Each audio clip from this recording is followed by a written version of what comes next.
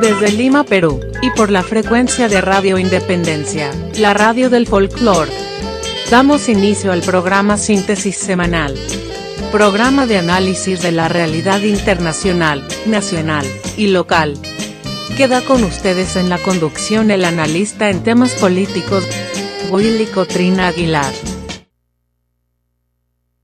Amigos oyentes y televidentes de Radio Independencia, la radio del folclore, una vez más para dar inicio a nuestro programa Síntesis Semanal, programa de análisis político de la realidad internacional, nacional y local, que transmitimos todos los sábados desde Lima, capital de Perú, desde las 13 horas.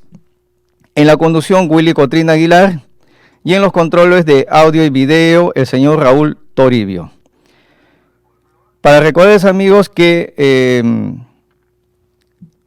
nuestro programa que se transmite semanalmente, es decir, cada 7 días nos encontramos desde esta cabina de transmisión y vamos a dar inicio a nuestro programa, recordándoles como siempre que desde la última vez que nos comunicamos, nuestro planeta ha realizado 7 vueltas sobre su eje imaginario y nos trae acontecimientos en pleno desarrollo. Acontecimientos que hoy vamos a analizar algunos de los temas más resaltantes. Y como es nuestra costumbre, vamos a iniciar con el aspecto histórico, siempre de carácter referencial para recordar lo que ocurrió un día como hoy en alguna época de la historia. Vamos entonces con la efemérides. Y vamos a recordar lo que ocurrió un 11 de septiembre en alguna época de la historia. Vamos primero con acontecimientos.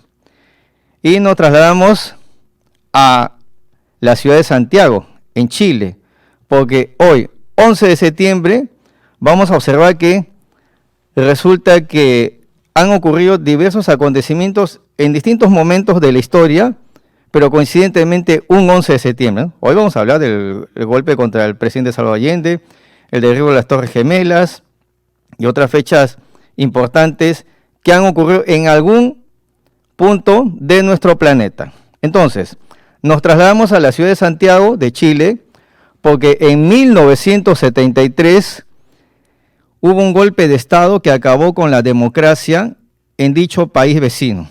Como ustedes recordarán, en 1970, es decir, 3 años antes, fue elegido democráticamente el presidente Salvador Allende, un médico de profesión que siempre se identificó con las ideas del socialismo. Y él llegó con las ideas del socialismo y aplicó sus ideas del socialismo estando en el gobierno. No como el presidente actual que dijo ser socialista y ahora que está en Palacio de Gobierno, se olvidó del socialismo y se ha aliado nuevamente con el neoliberalismo. Estamos hablando del presidente Pedro Castillo, presidente de Perú. Bueno, decepcionante lo que ocurre en nuestro país. Pero nosotros recordamos en la historia estos personajes que han dejado enseñanza, pues eso se les recuerda. Se les recuerda porque hasta dieron su vida, porque se mantuvieron fieles a sus ideas. Caso contrario, ¿quién va a recordar a alguien que traiciona en sus ideas? No son dignos de recordarlos. Sin embargo, personajes como el doctor Salvador Allende, que dio su vida por sus ideales. Y ahora vamos a observar qué es lo que ocurrió, porque esto es lo más injusto que ha ocurrido en la historia. Fue elegido democráticamente y durante 3 años fue hostilizado, es decir, nunca le dejaron gobernar. Miren cómo es, ¿no? Algo parecido le ocurrió también al presidente Pedro Castillo las primeras semanas, pero cuando vieron que ya se olvidó de sus ideas socialistas, ya prácticamente a él ya no lo critica.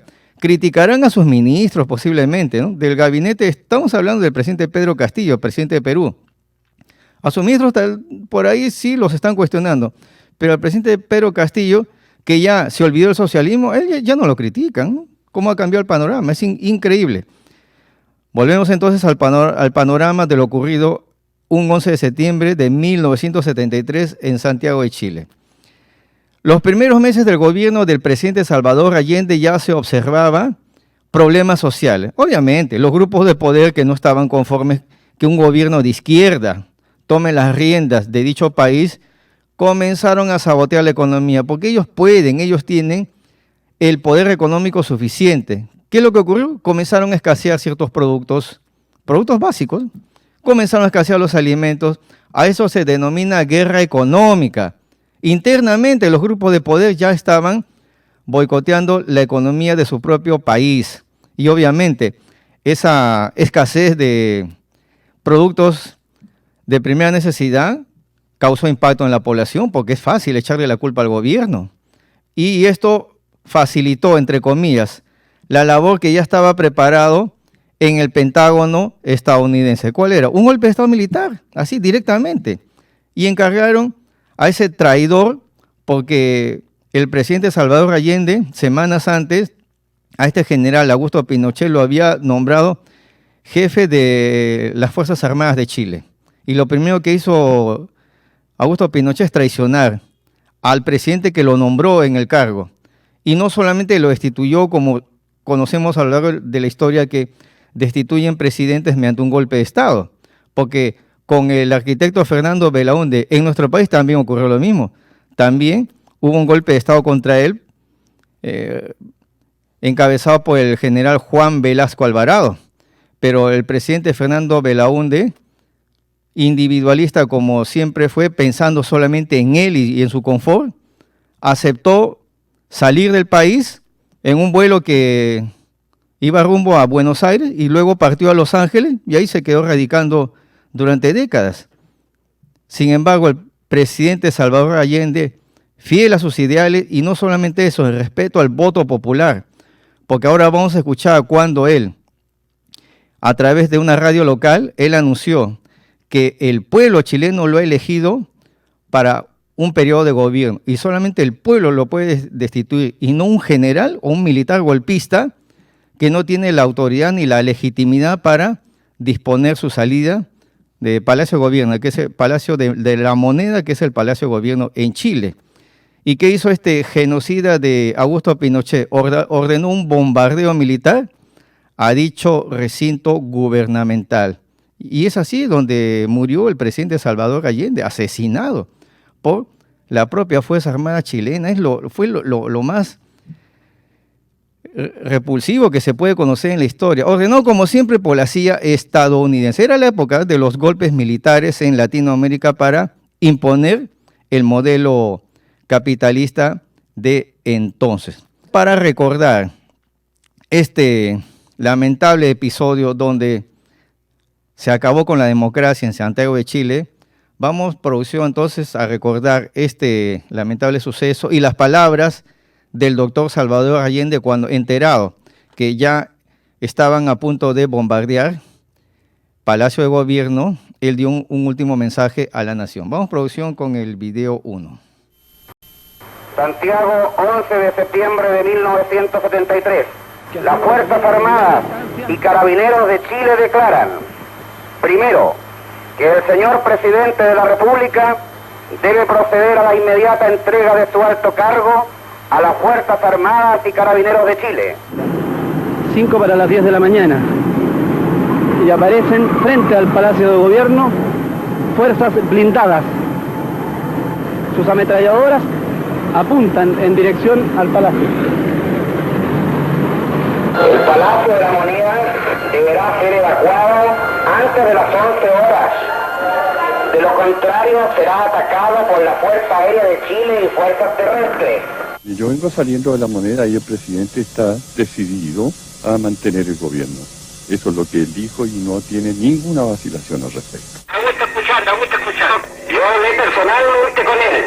Le intimé rendición en nombre de los comandantes en jefe. Y contestó con una serie de relatos nomás. O sea, quiere decir que a las 11, cuando lleguen los primeros pericos, ahí hay que lo que va a pasar. A las 11 en punto se bombardea. Continúan los tiros.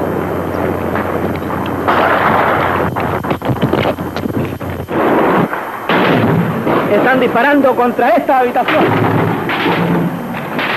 La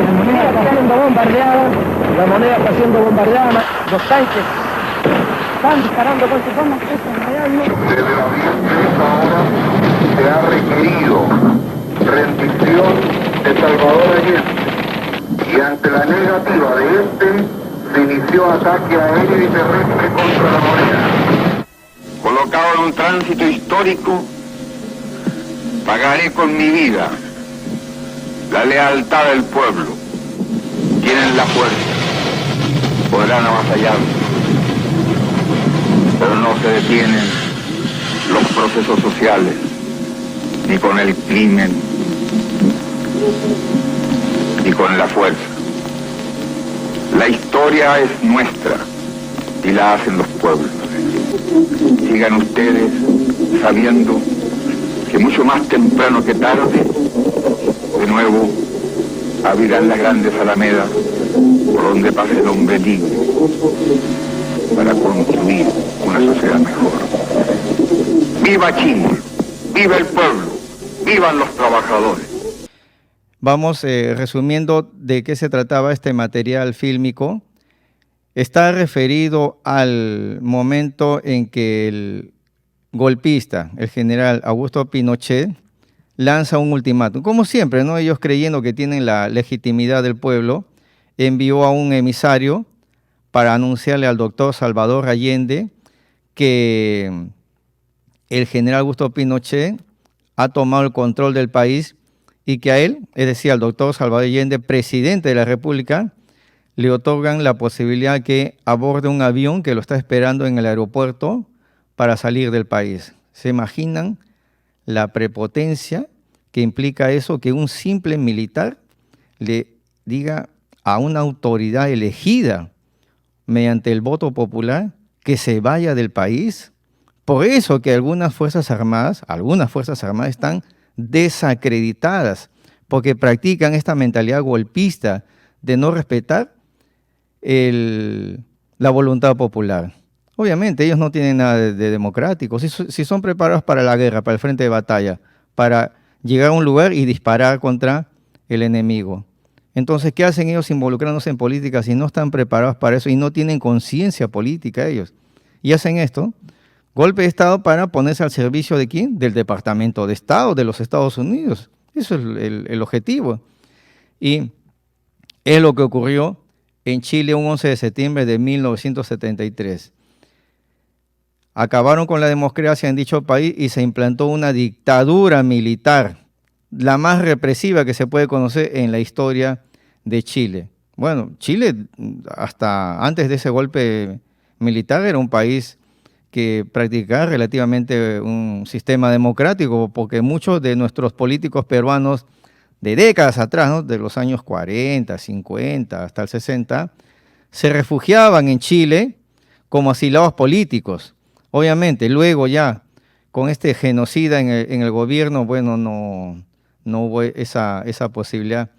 Y es más, Augusto Pinochet es el que provocó también una situación de conflicto fronterizo con nuestro país, porque todo lo que hemos vivido en esa época, recordamos cuando el general Velasco Alvarado se vio en la obligación de preparar a la Fuerza Armada de nuestro país para un enfrentamiento militar contra la dictadura de Augusto Pinochet, porque ya existían conversaciones con el doctor Salvador Allende para resarcir el daño que nos ocasionó la guerra con Chile, entre ellos la devolución de la simbólica embarcación El Monitor Huáscar, ¿no? Y también se estaba iniciando conversaciones para ver la situación de la ciudad de Tarapacá principalmente.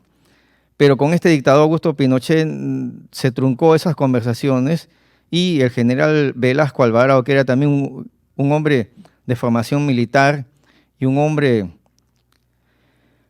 muy decidido en sus propósitos, él dijo, bueno, si no se puede conversar, habrá que prepararnos. ¿Sí? Y todos recordamos cuando en esa época la Fuerza Armada del Perú superaba ampliamente a la Fuerza Armada chilena. Es decir, en una guerra nosotros recuperábamos la ciudad de Arica y Tarapacá.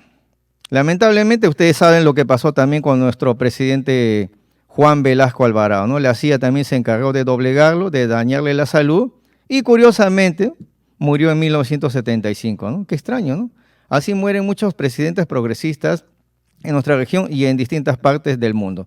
Entonces recordamos un día como hoy, un 11 de septiembre de 1973, golpe de Estado en Chile, ocasionado y dirigido por este impresentable Augusto Pinochet, responsable de la desaparición de muchos estudiantes, principalmente jóvenes, ¿no?, que se opusieron a la dictadura militar chilena de entonces.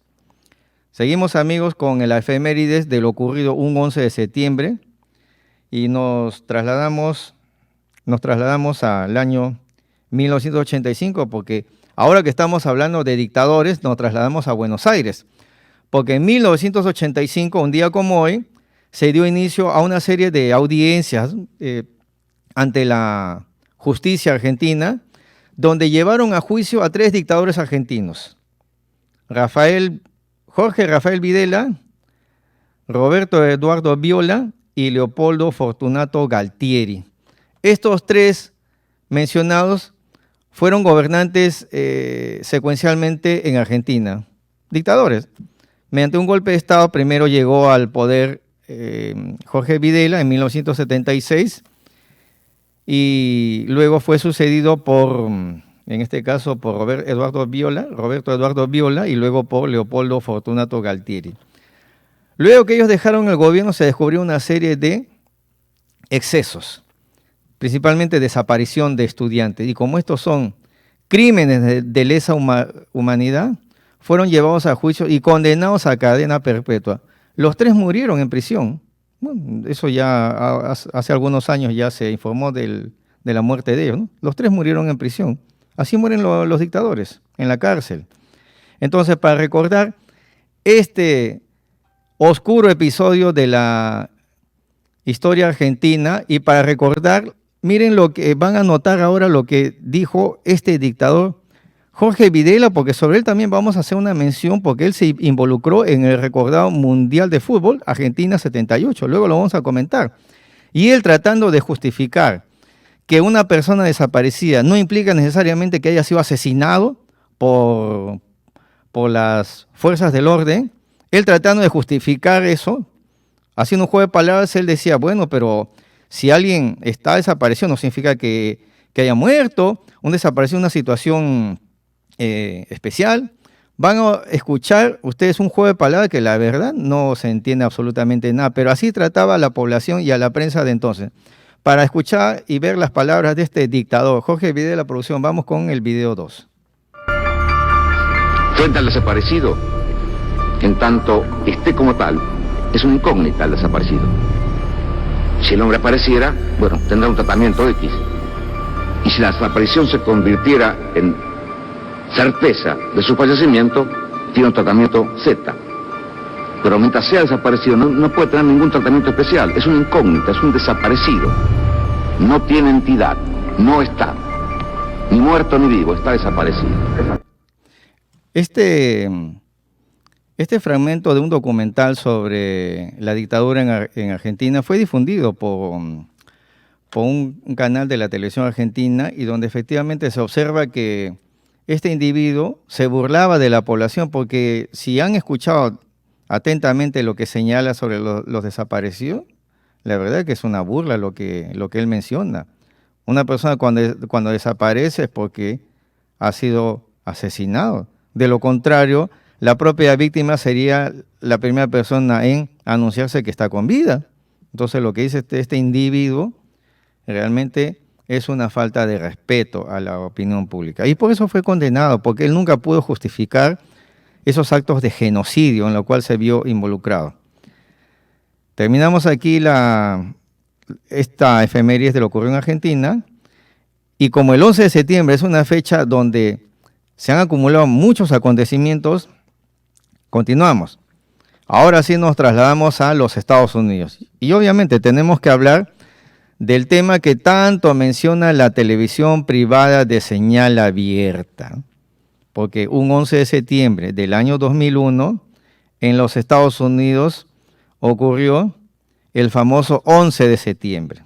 Y donde, lamentablemente, fue atacado las Torres Gemelas en Nueva York, ¿no? Dos edificios cercanos.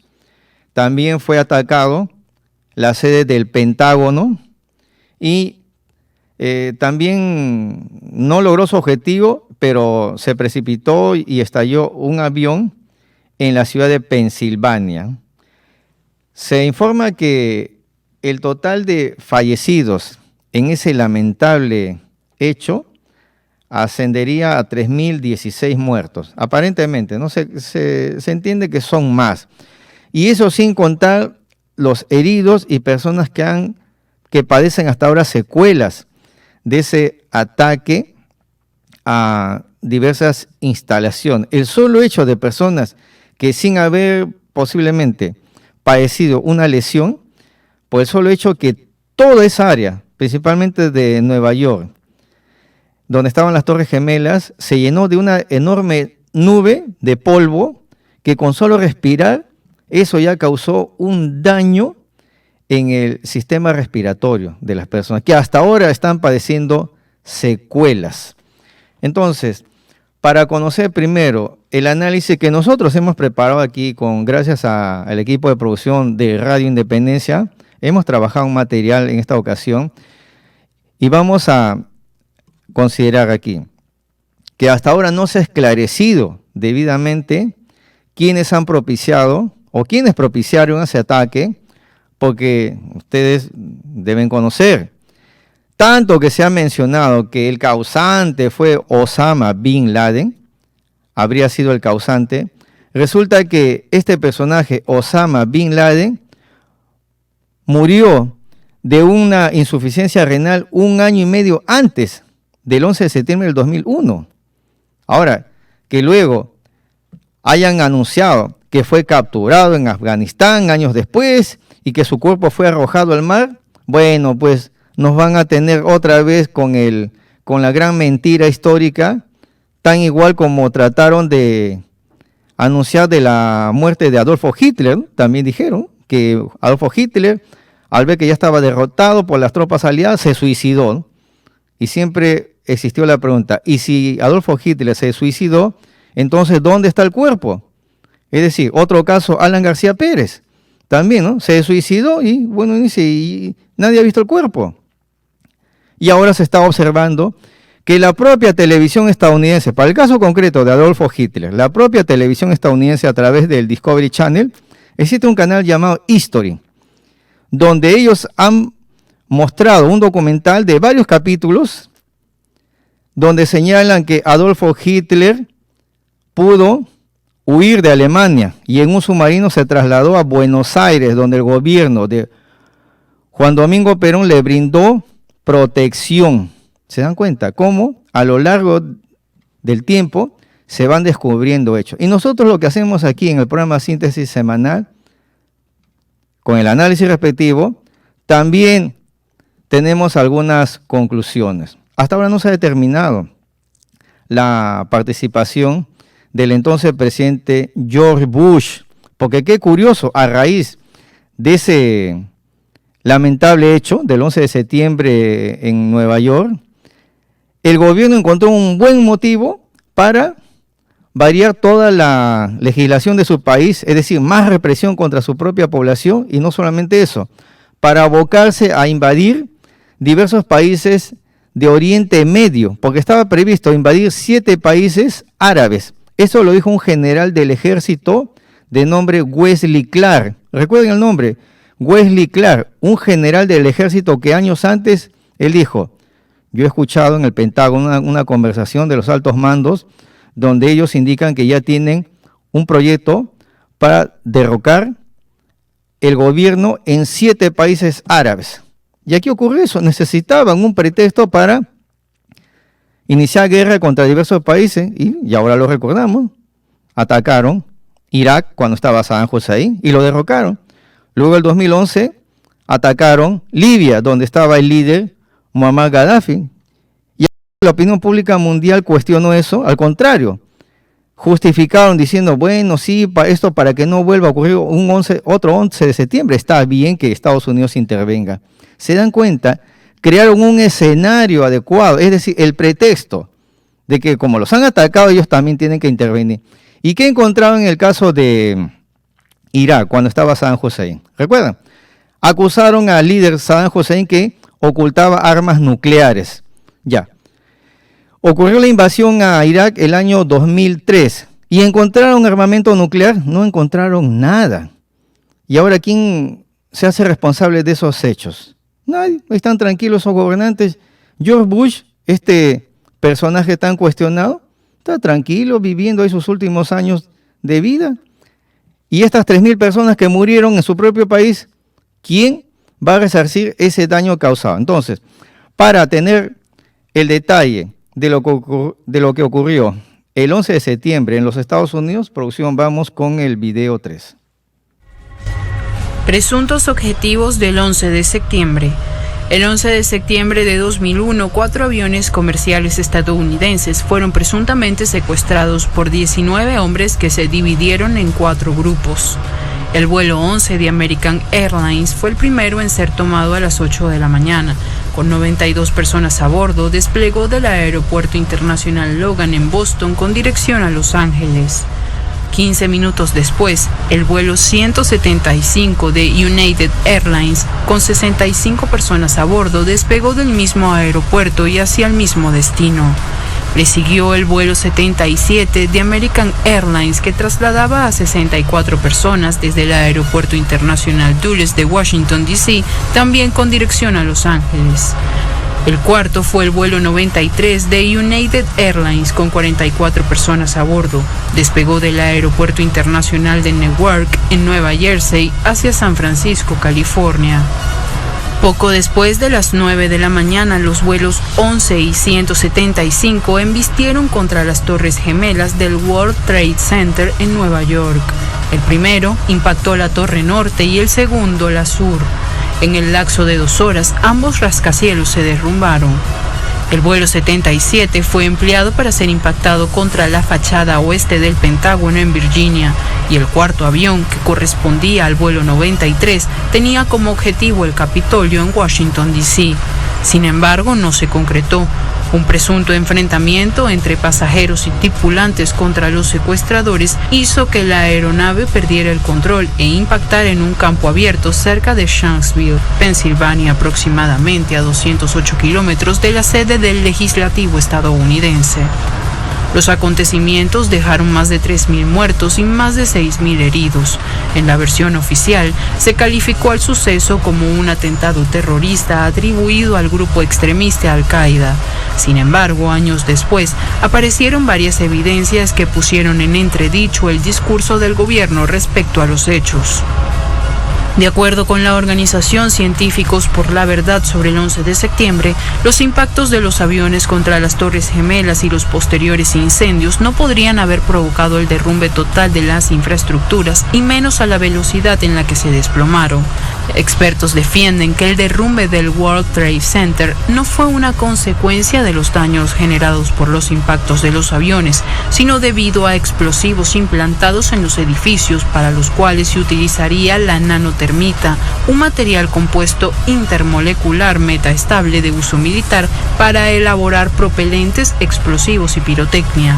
Sobre la base de estas y otras irregularidades, numerosos investigadores coinciden que la entonces administración de George W. Bush no dijo la verdad respecto a los acontecimientos del 11 de septiembre, que sirvieron de antesala a la campaña lanzada por la Casa Blanca con el respaldo de la OTAN y conocida como Guerra contra el Terrorismo Internacional. Gracias, producción.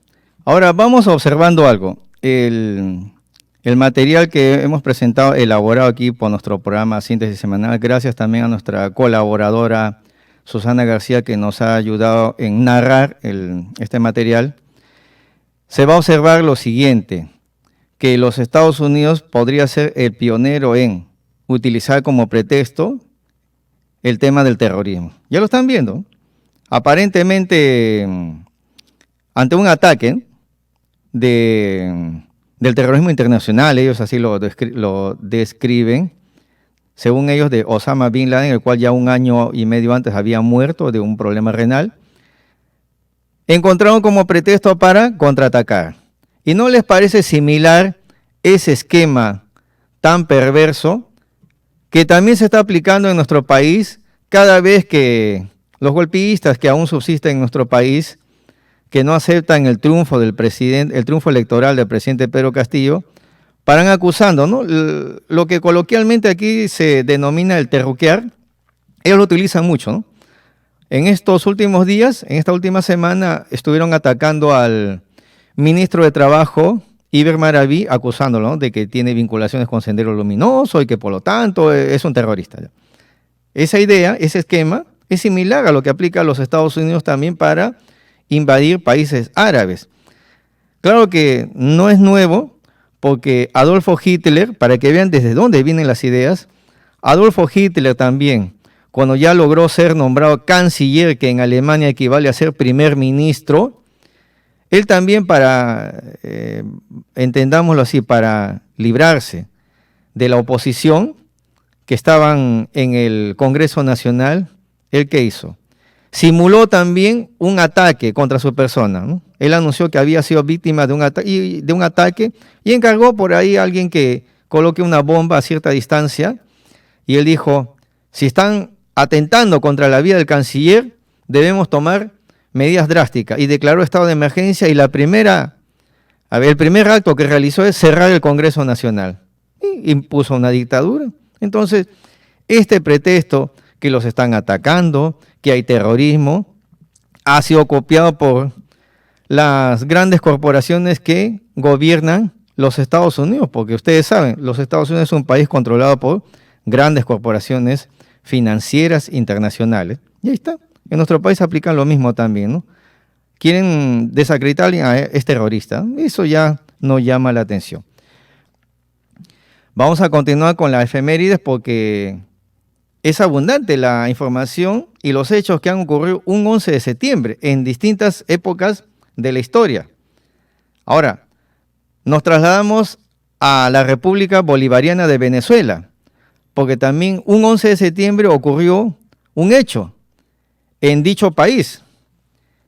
El año 2008, cuando estaba de presidente el entonces comandante Hugo Chávez Frías, él se trasladó al estado Carabobo, es una de las ciudades en Venezuela, y en un multitudinario meeting realizó un anuncio.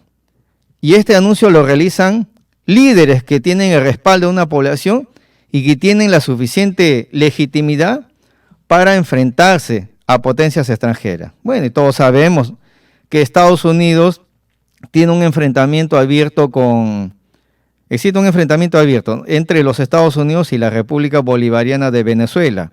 Obviamente es por el tema del petróleo. Eso ya en anteriores programas hemos explicado el aspecto geopolítico por el cual Venezuela, que en la actualidad es tan exportador de petróleo como son los países árabes, es decir, tiene gran capacidad para exportar petróleo y por lo tanto existen países que le compran ese petróleo. Y aquí por una cuestión geopolítica hemos explicado, los Estados Unidos, que es el país más consumidor de energía en el mundo, entre ellos petróleo, le compra a los países árabes. Pero para trasladar ese petróleo desde Oriente Medio es un largo trayecto en enormes buques que demora entre 40 a 45 días, porque tiene que desplazarse desde, por ejemplo, desde Kuwait o Arabia Saudita, y ese buque tiene que pasar por el estrecho de Hormuz, que está a la altura de Irán, y luego descender por África y salir al Océano Índico, que es la parte sur de nuestro planeta, y luego retornar al Océano Atlántico y realizar todo ese trayecto hasta el Atlántico Norte, y llegar al Mar Caribe, para luego, como último destino, las refinerías en Texas. Ese trayecto del petróleo que necesita los Estados Unidos demora entre 40 a 45 días.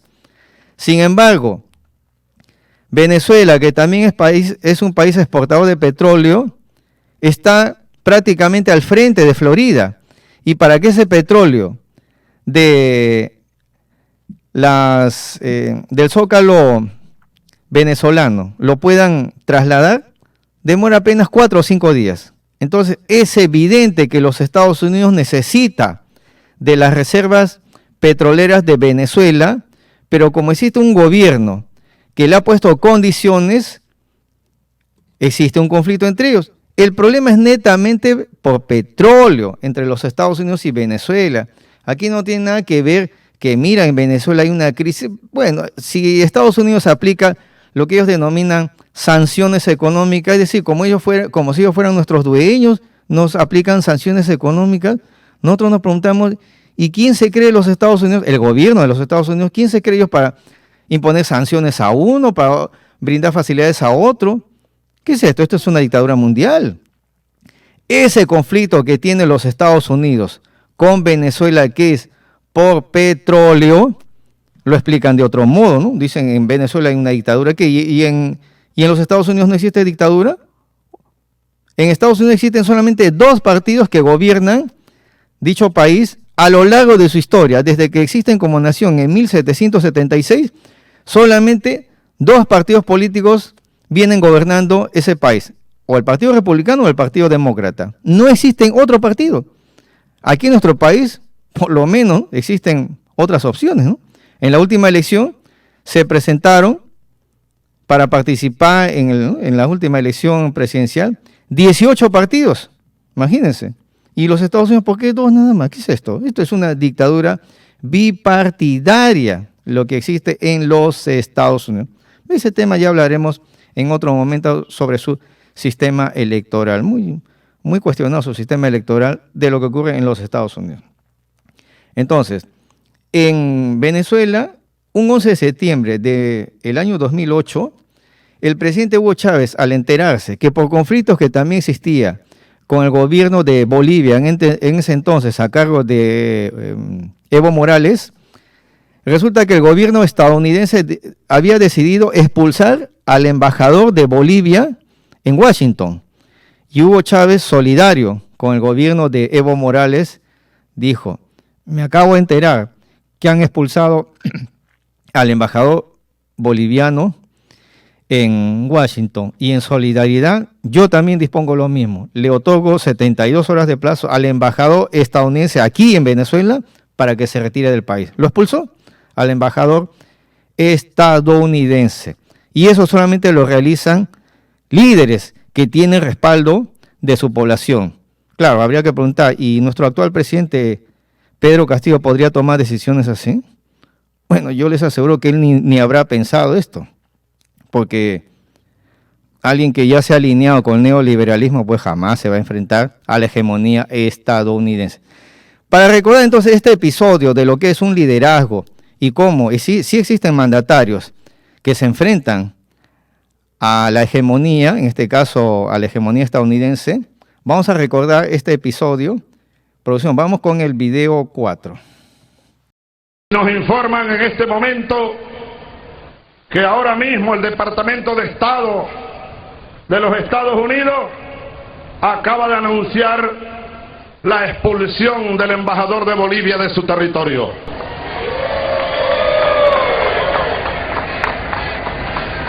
Bueno, nosotros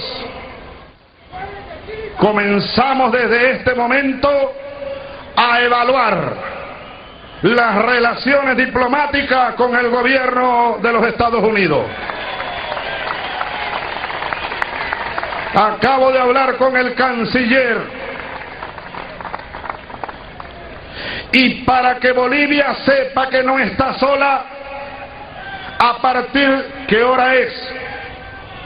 Son las 7:15.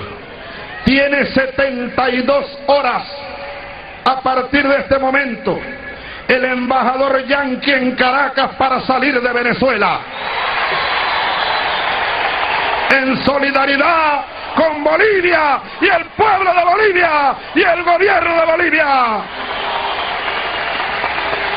Tiene 72 horas el embajador para abandonar territorio venezolano.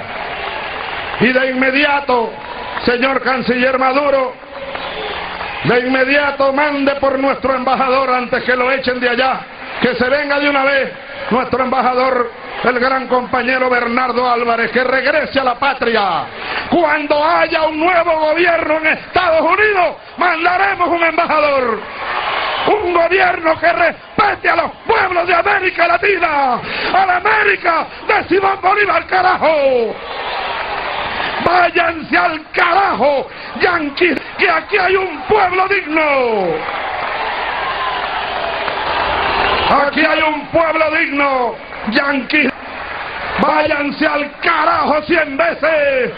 Aquí estamos, los hijos de Bolívar, los hijos de Guaycaipuro, los hijos de Tupac Amaru. Y estamos resueltos a ser libres. Hago responsable de todo esto y lo que pueda ocurrir al gobierno de Estados Unidos, que anda detrás de todas las conspiraciones contra nuestros pueblos. Hago responsable al gobierno de los Estados Unidos por el envío petrolero de Venezuela a aquel país. Si viniera alguna agresión contra Venezuela, pues no habrá petróleo para el gobierno de los Estados Unidos.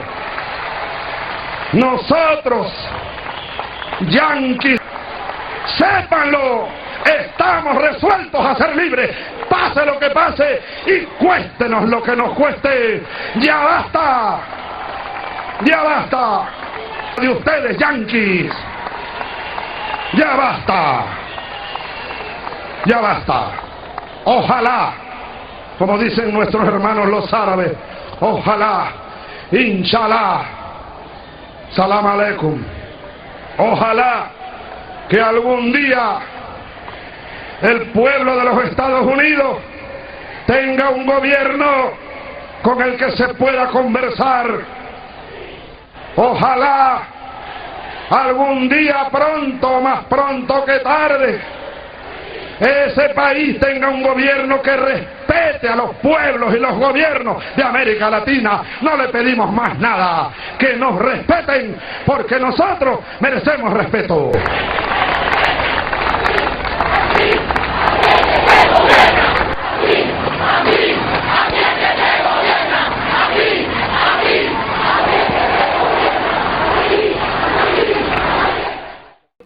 Gracias, producción. Grandes momentos históricos de este personaje Hugo Chávez, que en su época fue un líder. ¿Sí? Lo estamos viendo o escuchando también como un gran sector de la población lo ovacionaban, lo consideraban su líder. Y bueno, curiosamente, ¿no?, perdió la vida, ¿no? Qué raro, ¿no?, este tipo de circunstancias, ¿no? A lo largo de la historia, muchos líderes, Omar Torrijos en Panamá, Jaime Roldós en Ecuador en 1981, ¿no?, perdieron la vida, ¿no? Qué extraño, ¿no?, este tipo de circunstancias. Vamos a continuar, amigos, con el desarrollo de la efemérides, brevemente para hablar de nacimientos, porque en 1917 nació Ferdinand Marcos, quien fue presidente de la República de Filipinas. Un personaje muy cuestionado, Ferdinand Marcos, del cual ya hablaremos en otra ocasión. También, en cuanto a nacimientos, un día como hoy, en 1965 nació el presidente de la República Árabe de Siria, Bashar al-Assad, ¿no?, actual mandatario, quien también viene siendo víctima, ¿no?, de feroces ataques, ¿no?, del gobierno de los Estados Unidos. Pasamos al último bloque de la efeméride en cuanto a fallecimientos, y recordamos también que en 1971, en la Unión Soviética, cuando entonces era Unión Soviética, murió el líder Nikita Khrushchev, ¿no?, un gran dirigente de la Unión Soviética, porque él es el que enfrentó la época de la denominada Guerra Fría, la época del conflicto de los misiles, ¿no?, del año 1962, cuando se descubrió que habían misiles en territorio cubano, según acusaba a los Estados Unidos, que estaban destinados para atacar Florida, ¿no? Bueno, eso es lo que se indicó en ese momento, pero nunca se demostró que esos misiles estaban destinados para atacar. Bueno, el incidente quedó ahí superado por una negociación entre ambas potencias. Amigos, vamos a pasar ahora al tema de internacionales, porque luego de nacionales también tenemos mucho que mencionar. Brevemente, ya que estamos hablando de liderazgos en internacionales. Esta semana, el pasado día viernes, en este caso aquí en Lima estamos 11 de septiembre, este pasado 10 de septiembre, en la República Socialista de Corea del Norte se celebró los 73 años de existencia de dicha nación. Es decir, en 1948, un día como hoy, se creó la República Socialista de Corea del Norte. Y la población de este país son muy organizados para sus celebraciones. Posiblemente cuando ellos organizan desfiles son los desfiles más organizados del mundo. Y lo vamos a observar ahora, porque el día de ayer la televisión norcoreana transmitió al mundo el desfile de celebración de sus 73 años de existencia. Y es para admirar, porque en 73 años ellos han logrado un desarrollo que puede ser la envidia de muchos países de Occidente, porque ellos han superado problemas sociales que aquí en Occidente se conocen, ¿no?, como delincuencia común, delincuencia callejera, narcotráfico, terrorismo. Esos problemas sociales no existen en Corea del Norte, porque la población está organizada y respetan a su líder.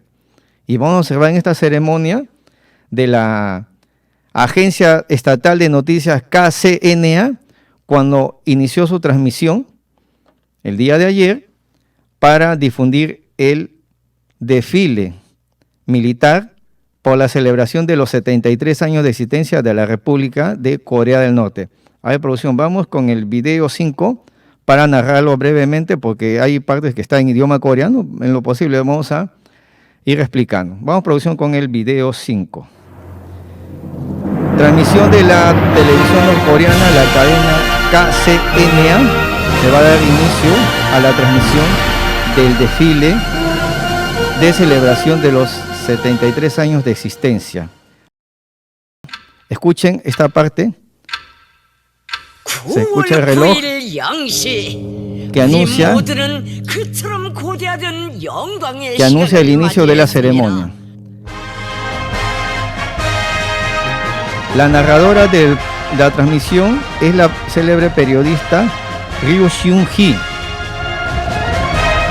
Se anuncia la llegada del líder norcoreano Kim Jong-un, quien en los tiempos de televisión vemos en las imágenes. Llega el líder norcoreano Kim Jong-un, recibido por una delegación de niños de un colegio estatal, un colegio de primaria. Es ovacionado por la población. Como ven, la comisión que da la bienvenida al líder norcoreano son 2 niños elegidos para la ocasión, porque este líder es considerado el padre de todos los niños de ese país. El líder saluda a la población agradeciendo, porque aquí vamos a apreciar algo. Él agradece la invitación. Él no ha organizado el evento, eso lo organizan las juntas vecinales y los sindicatos del país. Y aquí se va a observar una nota interesante. El líder norcoreano se acerca a saludar a un veterano de guerra, Park Hyung-jin, quien recibe el saludo del líder norcoreano. Es un veterano de guerra de 95 años que luchó en la recordada guerra de Corea, defendiendo la soberanía de su país contra las tropas estadounidenses.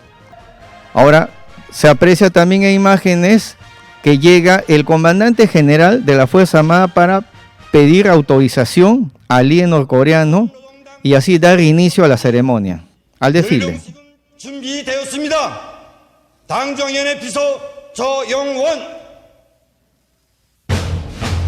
El líder norcoreano autoriza el inicio del desfile y se va a dar inicio al desplazamiento de las tropas. Brevemente vamos a observar estas imágenes porque este desfile duró 2 horas.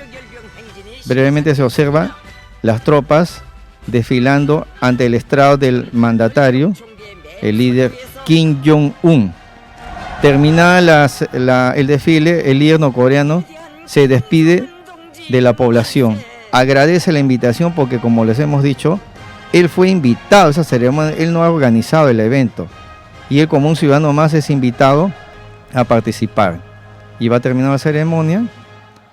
Esto ocurrió el día de ayer, 10 de septiembre, celebrando los 73 años de existencia de la República Socialista de Corea del Norte. ¿Y por qué mencionamos eso? En primer lugar, porque ningún canal privado de señal abierta lo ha difundido aquí en nuestro país. Ellos no tienen con otros temas, de que el COVID-19, que la vacunación, nos tienen con eso. Y ustedes, quienes nos han seguido por televisión, van a observar, y les informo también a los que nos siguen por radio, en las imágenes se ha observado en este desfile, nadie usa mascarilla, porque ellos no tienen ese problema. Ellos ya le han dicho bien claro a las grandes corporaciones farmacéuticas que ellos no son mercancía para estar comprando medicinas que no necesitan. Bueno, vamos aclarando eso, ¿no? Porque existen países, eso ocurre en países que tienen soberanía, que se hacen respetar. Y la realidad de la República Socialista de Corea del Norte es de los pocos países soberanos que a los Estados Unidos le puede decir, ¿sabe qué, señor? Hasta aquí nomás con usted. Y ustedes lo han notado hasta el año pasado, cuando gobernaba en los Estados Unidos Donald Trump, que es un empresario, y como empresario sabe lo que es negociar, no tuvo más alternativa que invitar al líder norcoreano Kim Jong-un para estar en conversaciones. Es decir, sentarse a negociar la problemática que existe, ¿no? en este aspecto geopolítico. En 3 ocasiones se reunieron. ¿Se imaginan ustedes? Un país pequeño como es Corea del Norte, ¿cómo ha logrado que los Estados Unidos, la más grande potencia del mundo, los invite a conversar? Ni la República de Venezuela aún ha logrado eso, ¿no? Porque Corea del Norte es un país que hace respetar su soberanía. Y bueno, y hay que entenderlo también, Corea del Norte no tuvo más alternativa que abastecerse de armamento nuclear para poder anunciarle a los Estados Unidos que con ellos no van a poder abusar. Y efectivamente, esa es la realidad, ¿no? Parece que aquí la única alternativa con los Estados Unidos es enfrentarlos de ese modo. Y Corea del Norte es el claro ejemplo de lo que es la soberanía de un país, sobre todo de un liderazgo como el que ostenta Kim Jong-un. Y ahí están los resultados. 3 veces se reunieron con el mandatario de entonces, Donald Trump. Vamos terminando aquí esta mención de lo que ocurrió en el continente asiático, con esta celebración de los 73 años de existencia de este país, para hablar brevemente de... Vamos a nacionales brevemente. Una noticia que ha agradado a muchos, principalmente ciudadanos que han militado en partidos políticos, y lo estamos diciendo en tiempo pasado, porque gracias a una directiva que ha emitido el Jurado Nacional de Elecciones, aquellos partidos que no alcanzaron el mínimo porcentaje del 5% de los resultados electorales, o aquellos partidos que no se presentaron a la última elección presidencial, han sido cancelada su inscripción. Y el más sonado ha sido el caso del Partido Aprista Peruano, ¿no? Una vergüenza total, que ya no figuran en el registro de partidos políticos. Y para conocer este tema, vamos, producción, con el video 6. 15 partidos políticos se quedaron sin inscripción en el Jurado Nacional de Elecciones tras las últimas elecciones presidenciales por no cumplir con los requisitos para mantener su vigencia. Entre ellos, el Partido Morado, liderado por Julio Guzmán, que actualmente ocupa 3 curules en el Congreso. De acuerdo al registro de organizaciones políticas, si bien el Partido Morado obtuvo el mínimo del 5% de los votos válidos a nivel nacional, este solo logró contar con 3 representantes en el Congreso, cuando el requisito pide 5 como mínimo. En la lista también incluye al Partido Aprista Peruano, Perú Posible, el Partido Nacionalista y Peruanos por el Cambio, partidos que fueron elegidos en su momento para encabezar el gobierno y que ahora se han quedado sin piso en el ámbito electoral. Para volver a inscribirse tendrían que volver a pedir la reserva del nombre del partido político y tendrían 1 año para reconstruirlo a base de la afiliación de partidario. Que para constituir un partido político se tiene ahora que recoger ya no firmas, como se hacía en antaño, firmas de apoyo a la constitución de un partido, sino se tiene que ir hacia la afiliación de personas, a que las personas asuman un compromiso más serio con el partido. Aproximadamente hay que recolectar más de 25.000 afiliados y sobre todo hay que constituir los comités partidarios en cada una de las provincias del país, mínimamente en 1/3 del total que hay a nivel nacional, lo cual nos arroja un número de 66 comités partidarios. Y aquí revisamos qué partidos políticos perdieron la inscripción. No lograron 5 representantes al Congreso en más de una circunscripción y tampoco alcanzaron el 5% de los votos válidos a nivel nacional. Democracia Directa, Frente Amplio, FREPAP, Partido Nacionalista, Contigo, el PPC, Partido Popular Cristiano, Democracia Directa, RUNA, Unión por el Perú, Victoria Nacional y el Partido Morado. Y estos partidos políticos perdieron la inscripción porque no lograron participar en una elección de alcance nacional o retiraron todas las listas de candidatos del proceso electoral. Perú Nación, Todos por el Perú, el APRA, el Partido Aprista y Vamos Perú. Gracias, producción.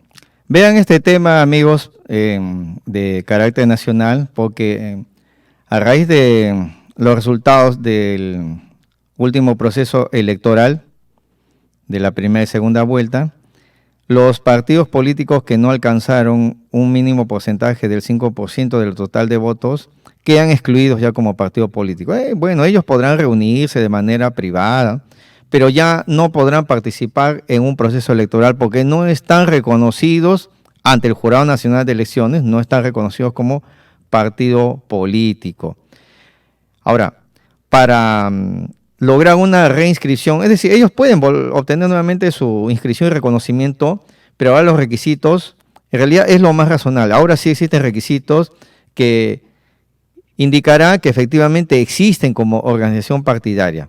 Antes era fácil, reunían firmas, bueno, y con el riesgo de que sean firmas falsas, y lo presentaban, ¿no? Y ellos decían, aquí están las firmas necesarias para inscribirnos como partido político.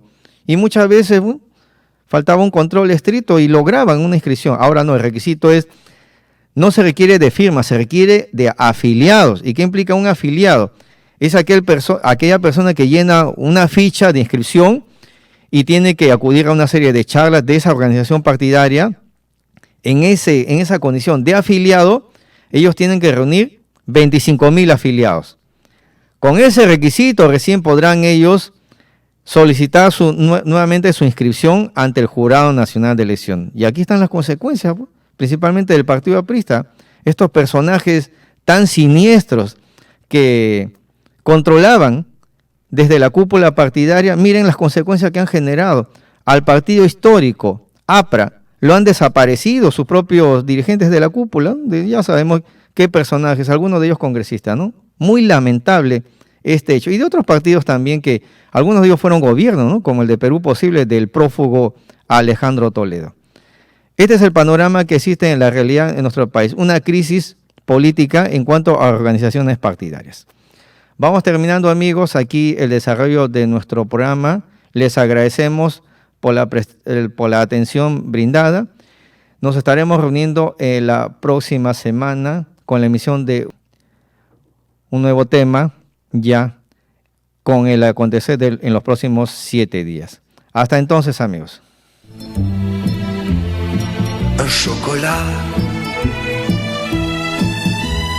la place rouge était vide.